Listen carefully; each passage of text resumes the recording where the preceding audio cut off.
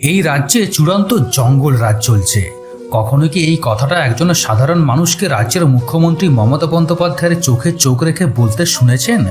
শোনেননি তো 40 সেকেন্ড অপেক্ষা করুন, সব বলছি।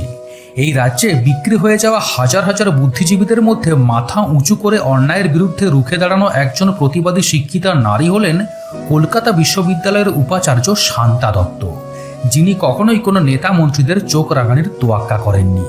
এই বছর তৃণমূল ছাত্র পরিষদের প্রতিষ্ঠা দিবস উপলক্ষে শাসক দলের পক্ষ থেকে কলকাতা বিশ্ববিদ্যালয়ে পরীক্ষা বন্ধের জন্য চাপ সৃষ্টি করা হলেও শান্তা দেবী কোনো চাপের কাছে মাথা নত না করে সেদিনই বিশ্ববিদ্যালয়ে পরীক্ষা নিয়ে বলেছিলেন, কোনো রাজনৈতিক দলের দলীয় কর্মসূচির জন্য বিশ্ববিদ্যালয় বন্ধ রাখতে হবে, এটা মেনে নেওয়া যায় না। ঠিক তখনই তিনি শাসক দলের চোখ রাঙানির তোয়াক্কা না করে বলেছিলেন, শুধু শিক্ষা নয়, সর্বস্তরে এই রাজ্যে একটা চূড়ান্ত জঙ্গল রাজ চলছে।